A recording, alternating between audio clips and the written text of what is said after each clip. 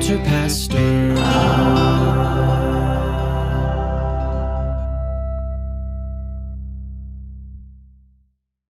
All right, so Cody, That's my name. that is your name. That's not your space name. It is not my space name. No, they say your space name. Well, I don't know what they say your space name is, but they do say that the personal watercraft is the thinking man's dirt bike. And I would 100% agree with that if you're around a big enough body of water. So, Yeah. Well, which I'm not really. So, yeah, we finally get to see Mobius / Dawn in his natural element. on a Sea-Doo on a personal watercraft. It was amazing. I literally stand up and cheered when that happened. It's like the wind's blowing through his hair, and then it pulls back, and he's like in a sales room, which was just perfect, by the way. Yes. All of that was perfect. But this episode for me had a lot of perfection going on in it, and I'm kind of excited to talk about it. I'm not going to lie. There was one character in particular that I'm like, ooh, they did the Doctor Who thing. Yeah. I think this is the style of episode that it's going to be like that, where everybody's going to kind of identify with one of the characters' stories, and like, because they all had like kind of deepish character beats in them. Well, And so, yeah. I don't know about all. I've got more to say on that later. But I'm saying, what I'm saying is, I feel like it's going to be rather subjective as far as who you really kind of felt with. I think there's one character that no one and their mother felt with. Is it Casey? No. No? Okay. Mm-hmm. All right. All right. This is Pop Culture Pop Culture Pastor, the podcast. We'll edit that out in post-production. We don't have post-production. We don't? Oh, no. That's sad. This is Pop Culture Pastor Watch-Alongs. As we said, Cody is his space name. Yes. I'm Dave, and Matt is here as well. Yes, I am. Yeah. He prefers to go by Matthew in space. His full Christian name, Matthew Raham. Or Miss. Okay, that was weird. All right, we're talking about Loki season 2, episode 5, titled Science/Fiction. Nailed it. Yeah. I'm going to gush a little too. I'm just going to pre-warn you. I will be gushing this entire episode because this episode, I think I read online someone's review of it. I don't remember if it was IGN or who it was, but they said it might have been the best piece of Marvel entertainment produced, which you had a visceral reaction to. I did. And even within Loki's existence, it's not the best. Like, it's ridiculous you would even put that out in the interwebs. It's possibly the best. It really wasn't. Allow me to be the contrarian one. No, it was. I'll say it. Let me rephrase it, because I think I understand whatever that reviewer was trying to say. I'm glad one of us did. Explain it to us. Because Cody is like, how is that possible when Ragnarok exists? And I get it. Ragnarok's great. Exists. Yeah. But I think maybe what that guy was trying to say, that reviewer, was this may be like the most complete all around story. Like, and it's interesting that we're going to get to a place where Loki, and we're going to reference something called a storyline called the God of Stories. Right. Which is kind of what they're building towards here. It's interesting that stories are a big piece of this. And as this episode kind of tells this story through character development, like it moves the story forward, things are happening, big things are being dropped, and we're getting character development and really good emotional beats. Like, wow.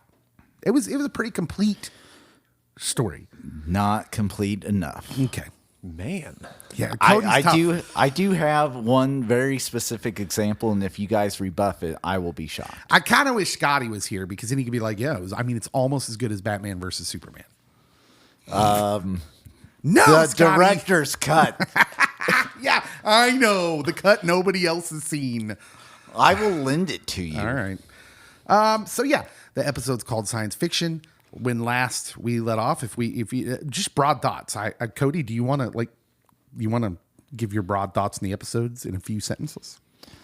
So a lot of jumping through time travel, space and time. I love that. Timey-wimey. Very timey-wimey. A lot of funny one-liners and bits going on, and a lot of payoff for characters that we have seen and known, and even some historical, factual things being interjected into the story. Yeah. See, Cody doesn't think it was a bad episode. He just rejects this is the best thing ever. I do reject this is the best thing ever, and there's one character that suffers. Cody says, enough of the hyperbole. It's good. Let's Yes. not get crazy. Well, we could do that. Is it in your top 5?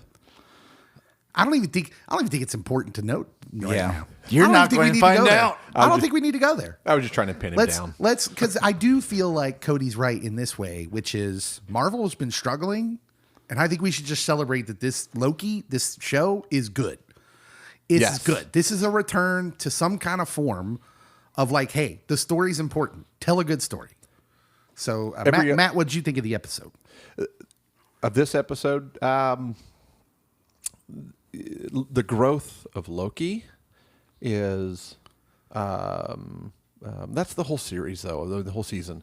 But the growth of Loki in this one, with the connections that he needs, is and Serious question.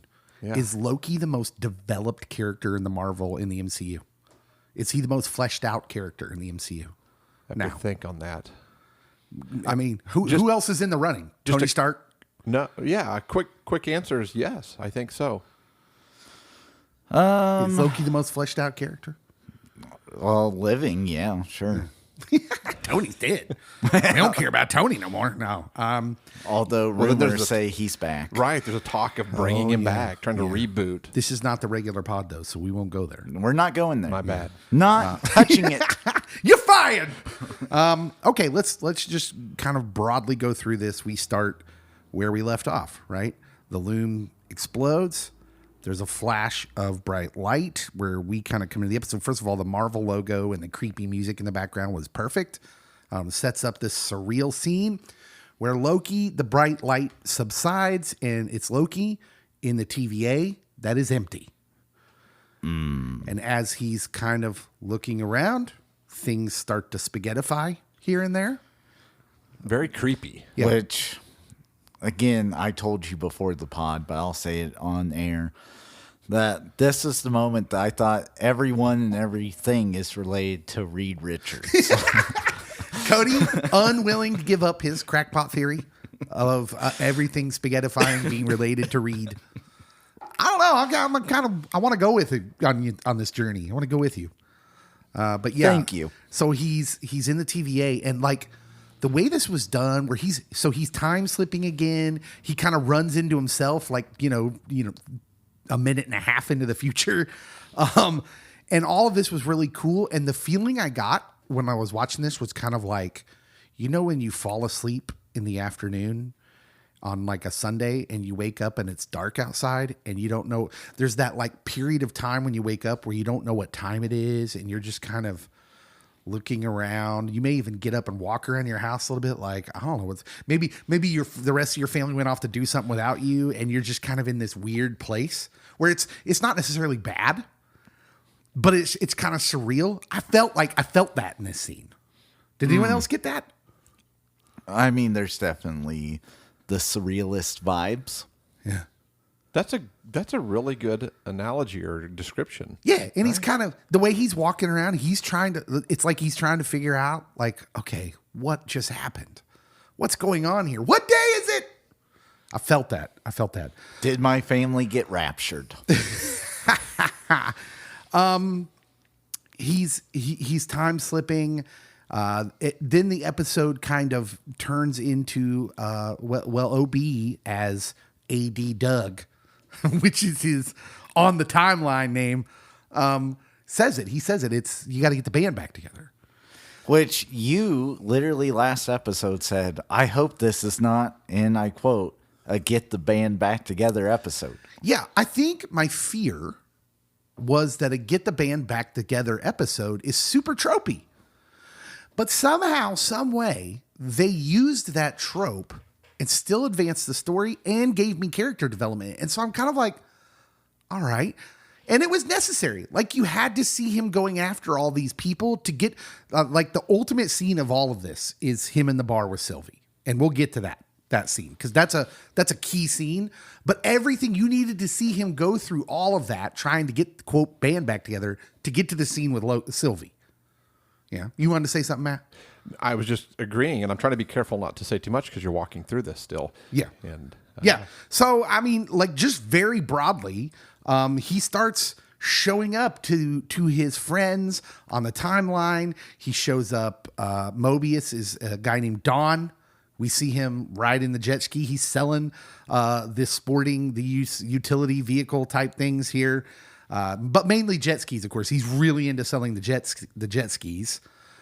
He finds Ouroboros, who is in a branch timeline in California in 1994. He, of course, is a science fiction writer, which is perfect for the episode. I love that he just plants his books in the bookstore and then tries to buy them. By the way, even before we get to the what's good of this episode, Ki Hai Kwan is somehow, again, he's a very much a side character in this. He's a supporting character, but somehow steals every scene he's in.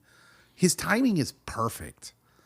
He just has impeccable timing. Everything seems adorable and hilarious, even in situations where things are kind of tense.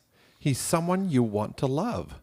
Yeah. You just love to like he's on.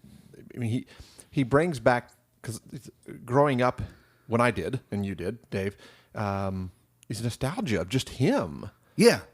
Well, and I think maybe we thought that we just love him because of Short Round and because of Data in Goonies, right? Maybe that's why we thought he was lovable. But no, actually, as it turns out, Ki Hai Kwan just has this quality about him, I think, that makes him super lovable. I think because of that, there were lots of predictions out here that he was not who he was going to be. That a lot of people were predicting that his character was going to end up being something different. Yeah, or nefarious. Something nefarious. But I think it's just because no. We're conditioned that way as humans. When someone's super nice and super innocent, we're cynical. I'm watching you, Tim Tebow. Right. Everyone, half the country hates Tim Tebow. Why? Because they just don't believe it. They're cynical, right? No one can be that good. Nobody. But actually, I think OB's that guy. I don't think there's anything sinister hiding behind him. I think he's just that guy. Another day, another Doug. He was Doug. Ki Hai Kwan is, I mean, his Oscar speech that he gets tearful in. Yeah, we've talked about that on the pod before. There may have been tears shed on the pod. Man. So yeah, he shows up in all their timelines, and of course, OB is a science fiction writer, and OB, because he's super smart, he still retains his intelligence. He picks it up. Everything's Loki's putting down while everyone else is like, dude, you're crazy. OB starts picking it up fast, right? He's like, oh, it's like a better version of one of those TemPads you're talking about, right? But he's saying that Loki is technically like a human TemPad, as Guardian TemPad in this case. And he sort of helps him, prods him along into getting through this series of getting the band back together, because he says that the aura. So remember, they needed Victor Timely's aura of He Who Remains to open the door. Now it's, hey, you need to get everyone back from that moment. The moment it all went white, the moment the loom exploded, you need to get all of that aura, because everyone together had a collective aura. And he says it's not about, with science, it's all about the what and how, but with fiction, it's the why. Why do you need to do this? And Loki, of course, to OB is still in his, well, I gotta save the TVA from being destroyed to protect against what's coming, which isn't the truth. So at this moment that we're talking about auras, I'm like, you know who has a great aura? Rick James. And so Chappelle Show. I know who Rick James is. No, I'm saying like in that story, like Charlie Murphy telling the story, he's like, I could see Rick's aura. I forgot about Get Rick that. James in this episode. That They would be- did not go there. That would be wild if we got the super freak himself. He continues to slip through time. He gets to Mobius, who's Dawn. In this case, he shows up to him the second time. We get to see Mobius's life on the timeline a little more. He's got Ricky Bobby's kids, apparently. Yep. Anarchy! Like, you can tell that Dawn is struggling as a single parent. We find out he's a single parent. I'll call him back. His boys are wild. And that's all I could think of was the Ricky Bobby's boys. Get your brother and I'll get you a dog. I'm all hopped up on Mountain Dew, Chip. Spider monkey. Yeah, in all of this, while he's trying to convince Mobius of what's going on, of course, OB shows up. He's created a temp pad. Loki's like, you made that in this amount of time? And he's like, well, I wouldn't say it was a little amount of time. It took me 19 months, and I lost my job and my wife. Which is, yeah, like he's given. Okay, so hold on to that, though. Because remember, Sylvie's going to say something to Loki like, they deserve these lives. And Loki kind of comes back at her with, what if they would choose the TVA? Well, OB just kind of gave that answer. OB sacrificed his life on the timeline to do this, which I thought was interesting. It would have been 18 months, but something happened. Yeah, remember? Yeah. Yeah, it took. Yeah, I don't remember. It was sometime off for a month. I don't remember what he said. Yeah. He recruits, of course, Casey, who is a real life one of the three people who escaped from Alcatraz, which all of that was awesome. Frank Lee Morris. Like, real dude. Yeah. And, I mean, no one really knows for certain what happened to the three guys. There's rumors, but like if Sharks. you can tap into the mythos of, well, they actually made it. Did they make it? I don't know the history of that. Well, if you tap into the myth that they did. Oh, okay. I see. That, I see. It becomes very fun that like, oh, because there's a lot of talk of two of them making it. Oh. And whatever happened to the third guy? Well, Was it it sharks? It was Loki. Loki. So I'm here for it. Oh, man. Like, I was really intrigued by this storyline, maybe more so than most of the other characters, even though it's just a brief glimpse. I'm like, I love when you take something that's factual that people can tap into, and where there's mystery around it, Yeah. you interject and create like a cool, plausible thing in your world or your cinematic universe. So Casey and B-15 probably get the least impactful stories on the right natural timeline, although I will say Casey's was wildly entertaining and B-15's was just sort of beautiful because she goes from hunter at the TVA to healer on her timeline. She's a doctor. Willis. Is that her name on the Yeah. timeline? That's her space name in 2012. Yeah, it's beautiful. That's a beautiful little segment. And then he gets all these people back together. There's this great scene where they're all in like kind of AD Doug's / OB's branch timeline hideout, and where they're all kind of sitting there and it's like, well, are we all here? And Loki is kind of sitting there solemn, no, because he saved the hardest one for last. And that's Sylvie. And so he shows up to Sylvie. And things are spaghettifying, unbeknownst to Sylvie. We see her McDonald's bag disappear, which that almost made me cry. I'm like, oh, Big Mac gone, man. Not the fries, man. Not the fries. She needed those fries. In the 80s and 90s, their fries slapped. Oh man, they slapped so hard. That was sad. I was like, I bet that Big Mac was in the old styrofoam container too. I was just thinking the styrofoam. The flavors just being kept in by the chemicals. It was unbelievable. Yeah, and so after Sylvie, after seeing him like kind of almost time slip, decides, hey, we need a drink. And they have this amazing conversation that kind of brings us full circle. It brings us to the story point, the main story point of the episode, which is Loki questioning Sylvie is like, why don't you care? You're being selfish. And it results in Sylvie keeping her cool very well, by the way, saying, no, you're being selfish too. You just don't realize it. So she continues to question him. Why are you doing this? Well, we got to save the TVA. No, try again. Why are you doing this? And it keeps questioning. And it's finally the bartender who's asking a completely unrelated question that throws Loki over. Is like, because I want my friends back. I want my friends. I don't want to be alone. And now we have gone full circle for the whole series.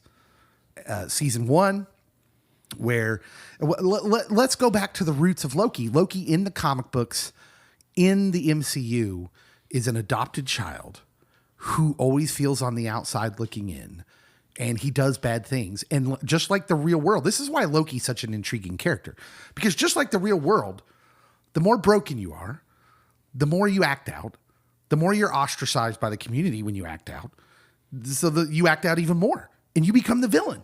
Right. And yet, in the heart of this, in the unbroken heart of the child, that wasn't how it was necessarily meant to be. And Loki gets to the root of everything for him, which is, I just want to be connected. I just want to be with my friends.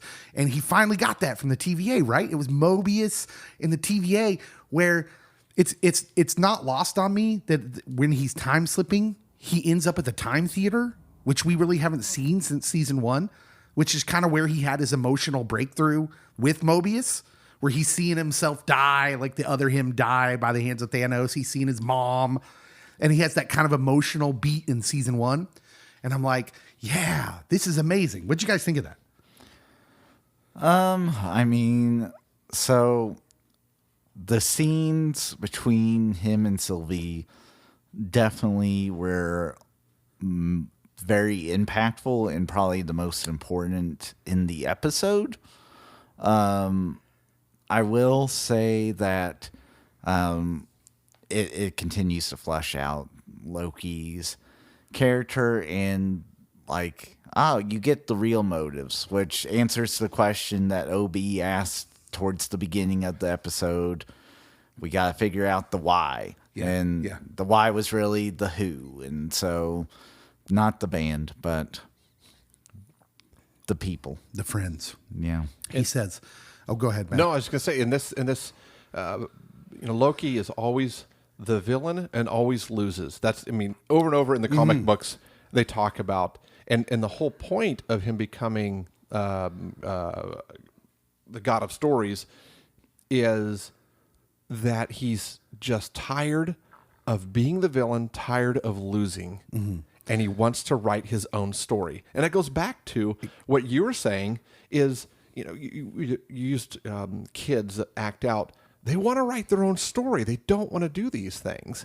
And Loki is getting to this. And that's why I loved this episode, because I'm like, oh, this is the god of stories. This is Loki getting to be someone else, someone he wants to be. So when he gets to the observation, he gets the realization of like, hey, I am selfish. I want my friends. I'm tired of being alone.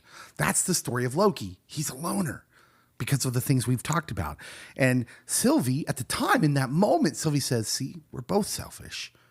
And in that moment, Loki still, At that moment, he relents, right? He goes back and he's like, I'm going to send you all back. And he's going to give up. But then we have the scene with Sylvie in the record store, which is freaking brilliant.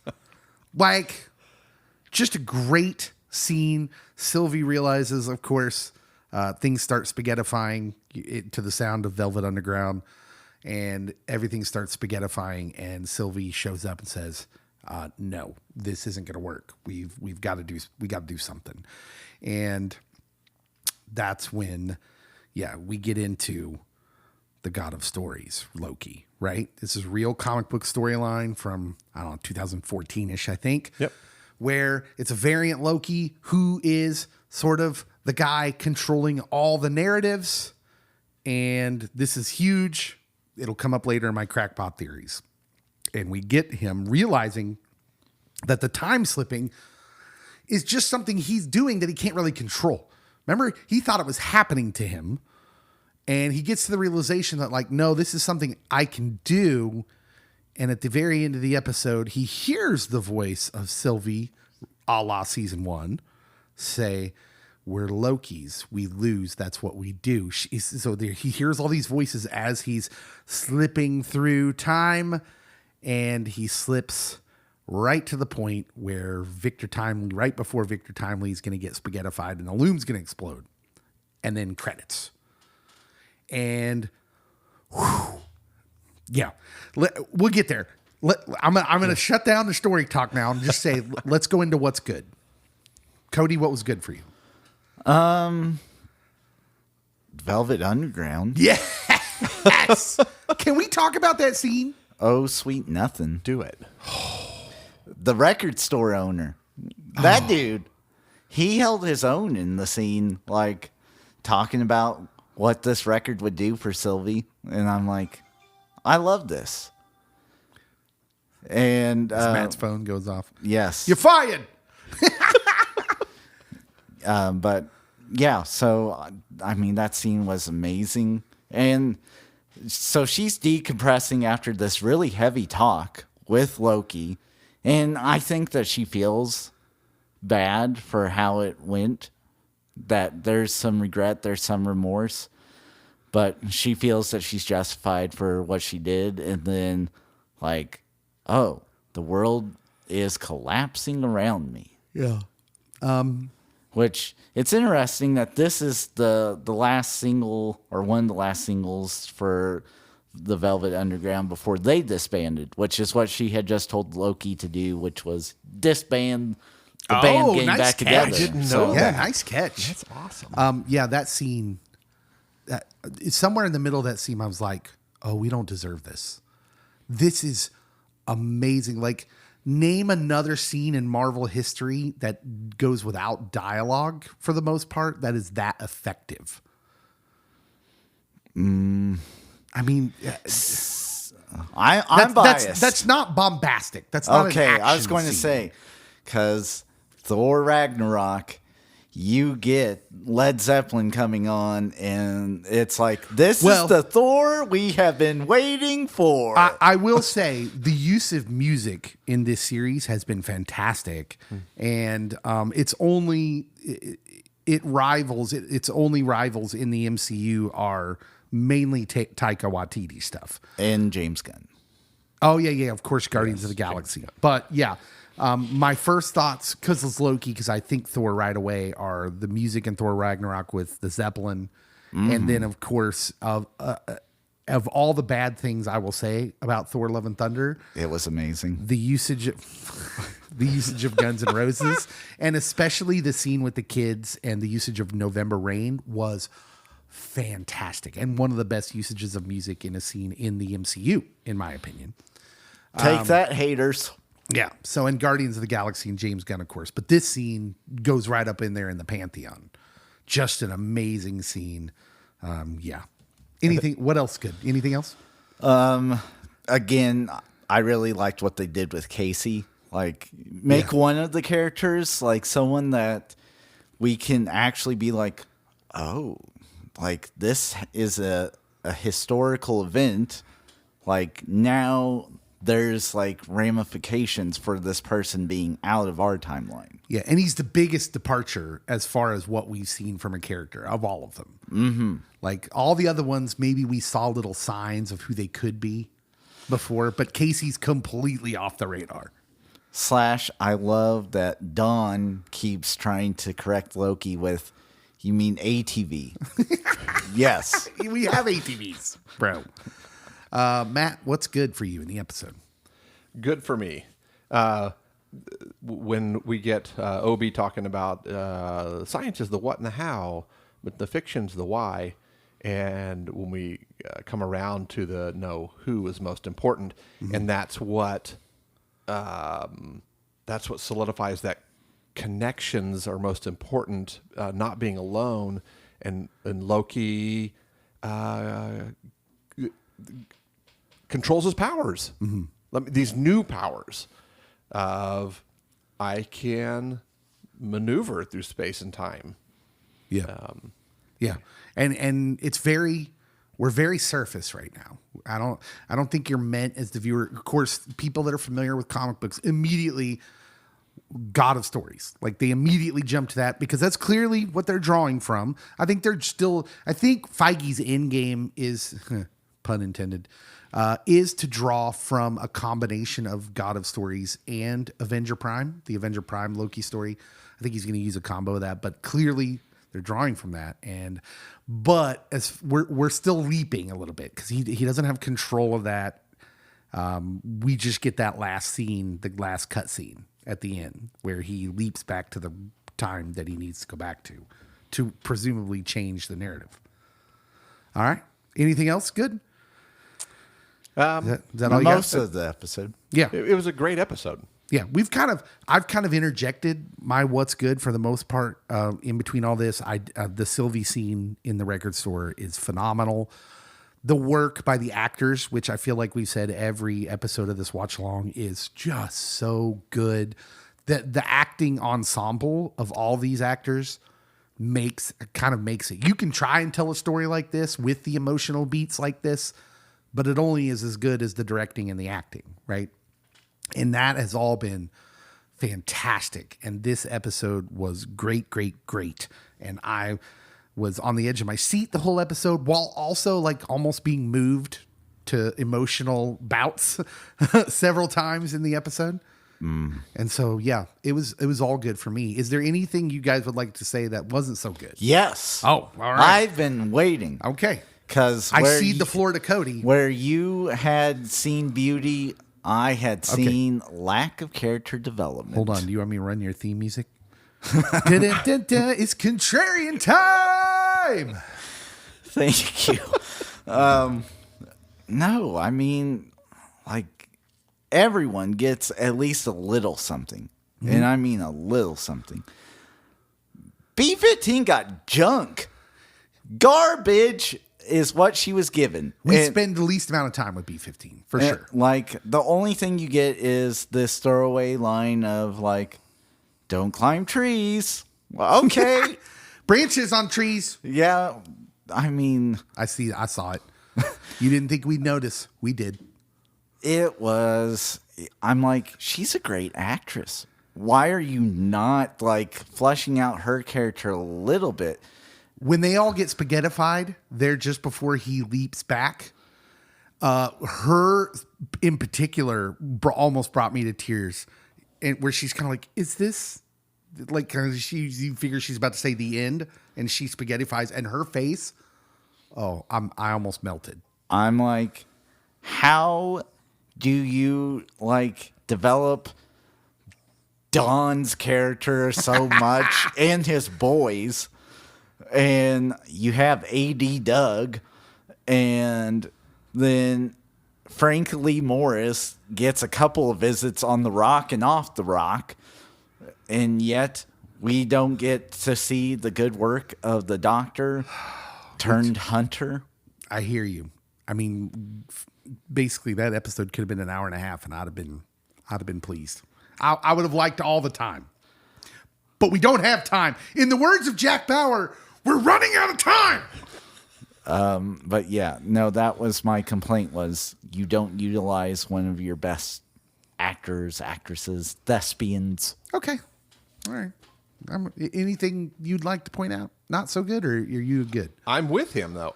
So I'm gonna piggyback and add. Oh yeah. Okay. The Support. what's not so good. I wanted to have more time for the characters, like you said, to marinate. To just, we could have had, like you said, an hour and a half. We could have had an entire episode, or 4 episodes okay. of each of their lives. But see, this is why you guys aren't directors like me. Because pacing's a thing. Oh, pacing definitely is a thing. And you wouldn't say that if it wasn't a good episode. But by making it an hour and a half, it might not be as good of an episode. I think it boils down to people in boardrooms at Disney and when you get 6 episodes. And do you think they do that? I think they would have liked to build more, but they didn't have the time. Because I think if it was up to Disney, they'd say, we want 23 episodes. A little bit I get that because Disney pours money to everything. Yeah. But it's not just the money; it's the time and the slots. All right. And Maybe. So I guess I would have liked to see more time Okay. spent on the characters. It's time for Crackpot Theories. Crackpot Theories. Do you have a crackpot theory this week, Cody? Or are we still going with Reed Richards? Everyone's related to Reed Richards. Everyone's related to Reed Richards. I actually do have a crackpot theory. Oh, okay. Go ahead. This is all in Loki's mind. All in Loki's mind. That would be pretty crazy. That would be. And make so many people mad, and I'd love it. But like the Dallas season finale from Yes. the 80s. We're going to wake up with like Loki in the shower. Hey, hun. Hey, y'all. Miss Minutes walks in with a towel around her. I don't know. That was weird. But no, like, how amazing would it be that, like, oh, none of these people, like, have the lives that he's imagining, and he's not able to actually control time slipping, and he's not actually going to get his happy ending. It would be the all-time hustle if Feige gave you Loki, God of Stories, and then pulled the rug. I'm not saying that wouldn't be amazing. I would actually give props for that. I'd be, irate. But I would give props when I calm down. It'd be a great way to kill off Tom Hiddleston if he was wanting out. And also if they weren't wanting to pay all that do-re-mi. Yeah. All right. You mentioned That's Dallas. enough from Satan. Matt, Lost. The TV show Lost. Yeah, It ended yeah. with, oh no, they're all dead. Never mind. It's never happened. They dude, were are you all- one of these people too? Are you one of these people who are like, the finale's the worst thing ever? I put a lot of time and energy into Lost. So We all did, man. People were writing 20-page theses on quantum physics about Lost. This is like the third person I've heard this week that has referenced, I poured in so much time into Lost for it to end like that. Yep. Well, look, and people are still talking about it, which that's all the proof I need to say, hey, they left their mark. You do this with Loki, and all I say is don't make me angry. You won't like me when I'm angry. That's my secret, Cap. I'm always hungry. I mean, angry. Okay, yeah. Here's my crackpot theory of the week. And I immediately messaged Scotty at the end of the episode because I wanted to get his advice or his input on this. This was without me. Yeah. Well, you hadn't watched it yet. I hadn't. And I had to talk about it with someone. So I messaged Scotty and I said, they're really doing God of Stories. And he said, yep. And then I said, let me ask you a question, Scotty, because this is where my head immediately goes. Is this a sign that they're writing Jonathan Majors out, that they're going to skip all the King stuff and go straight to Secret Wars? And Scotty did not disagree. This could quite possibly be that. This could be the sign, because now all of a sudden you don't need Kang so much. If Loki is God of Stories and Avenger Prime kind of mixed into one, he can be the instigator of Secret Wars, not in a villainous sort of way, because you still got Kangs out there. Like they're still sort of kind of the villain, but then you take, instead of basing the whole phase around Jonathan Majors, you kind of make him into a bit player. which Loki can kind of be the guy now. So, for instance, in the most recent Secret Wars, there's incursions happening. You know, timelines are colliding and dying. It's sort of like the multiversal war until finally they're all going to be destroyed. And it's Doctor Doom and Doctor Strange in the comics who figure this out at the last minute and grab what they can, save what they can, and put it all into one world, this one world called Battleworld. Whereas I think they're setting up for Marvel, here's my crackpot theory, is that it's going to be Loki and maybe the TVA, maybe Doctor Strange might be in on this too, where it's going to be, so basically what I'm saying is I don't think Loki's going to be able to fix completely the colliding of the timelines, and the incursions are going to keep happening and destroying worlds, and it's going to be Loki in one last gasp to save, and that creates what Secret Wars will be. And gives us Hugh Jackman as the ultimate Wolverine. Yep. Because that's what it's building Maybe. to. That would be Anyways, awesome. That's my crackpot theory, is that this is bad news for Jonathan Majors. This episode was bad news for Jonathan Majors. Okay.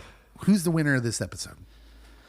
Finally, I get to say it. Sylvie. Sylvie's the winner. Yeah. Oh, man, she was great. So the bar scene was great. Sophia DiMartino, if Yes. you're wanting the actress's name.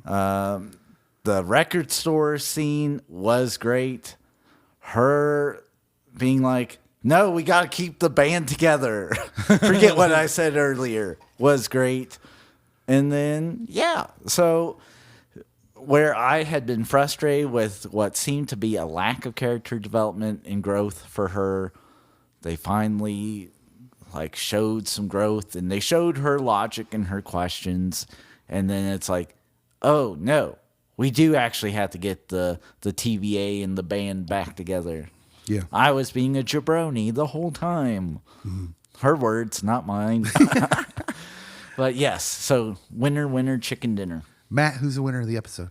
I'm going to be easy on it, and it's Loki. Loki. Yeah. Because he's we get to see him come full circle here, and we get to see him not be a loser. Yeah. It is kind of cool because you get the God of Stories stuff, which they're clearly building up to, but then the whole friend stuff where he just finally admits, I want my friends.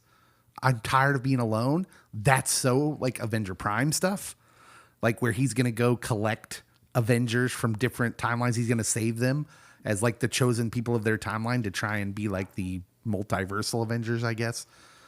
So yeah, you get that, you get Loki, and like, man, yeah, unless they pull the rug out from us, they're setting up Tom Hiddleston and Loki to be like kind of the carrier, I think, of the rest of this phase. All I gotta say is don't lost this.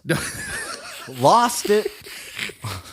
The winner of the episode for me are Marvel comic book fans. We finally, with Loki, we've gotten back to the phase 1, 2, and 3 things that worked so well, which is be kind and be relevant with the comic book, the IP, the Intellectual property. Yes, the intellectual property. Be loyal to it. Tell us stories that are from the comic books and be loyal to the characters that you're telling. Don't change the characters so much, which is kind of what I felt like they were doing with Phase 4. It's kind of been like what we've seen, as far as a lot of people have been kind of saying this is why Marvel's kind of fluctuating, because they're losing fans. And not only are they not telling as good of stories, so they're losing what I would call like the normal people who weren't comic book fans to begin with. Now the stories are just kind of and you're losing them, but you're losing the hardcore guys, the comic book guys, because you're moving too far away from the IP. And so in this, you're back to like, hey, let's tell these stories that the comic fans love, and let's get back into that, and we can have real emotional beats and real character moments while still telling a good story. And yeah, I think the winner is us. Marvel's back, baby. Woo! At least for another week till the Marvels comes out. Not to put too much of a damper on the good show that this has been. I'm going to do a little spoiler alert, though. Oh, yeah? Currently, season 2 is trending way beneath season 1 in viewership. Oh, yeah. The viewership's down. Like, they may have already done... The brand damage might have happened. Secret Invasion did some damage, y'all. I did not... look, I did not see it coming, but boy, Nick Fury kissing a green alien just brought everything down. People were like, I'm out. I'm done. Like a blackjack dealer. I'm out. I'm buying stock right now. Okay. So you got to buy it when it's low. Who's the loser of the episode? Do you have a loser? Oh, I definitely do. And her name is Hunter B-15 or Willis. Yeah. Who's the actress that plays her? You got that in front of you? I do not. I had her space name, so I'm gonna say her name wrong, so I apologize in advance. Wumi Masaku. She was great in the time she got. but yet got little to no time. I almost got as much time as she did, and I'm not a thespian. Yeah. Matt, who's the loser of the episode? Again, I'm gonna. It's not just. I can't say one loser. The loser is the lack of character building. It loses. What? The lack of character building? If your the whole name's episode's not character building. if your name's Not not Don enough. or Doug All right. or Sylvie, I'll let you have your opinion. That's okay. The loser of this episode is clearly fans of Zaniac who just wanted more. They keep teasing us with the Zaniac. Did you stick around all the way through the credits, by the way? Yes. All the way at the very end of the credits, you get the you died. Put in another quarter, loser. It's the voice of Zaniac, the Zaniac arcade game. You saw the arcade game as well, right? It's fantastic. Yes. No, I was just joking. Loser of the episode, I guess I would. I'm okay with B-15. I wish we could add a little more, but I think I'm too excited about where we're going to really feel like hardcore about anyone being a loser. Cody, how many Infinity Gems out of 10 are you giving this episode? I'll give it a solid 9. Yeah. Wow. I was going to give it a 9. Yeah. I thought long and hard about this, and I wanted to give it a 10, but I'm so hardcore against giving 10s. Now you have to give it a 10. You said this was the best. Okay, but I've never given anything a 10. I'm going to give it a 9.5. Oh my goodness! Solely, I'm gonna lose the half point solely on that. It does advance the story forward, but it could have done it more. You could have given us a little more. All I wanted was an extra 10 minutes. Yeah. I think you're gonna get that next week. What'd you guys think of Loki season 2, episode 5, science/fiction? Tell us on the comments. This was a great episode. This one was fun to watch and fun to talk about. Make sure and subscribe to the pod and share us when you can, and give us a good review. That always helps. And keep on listening. We'll be back next week with the finale. That makes me want to cry.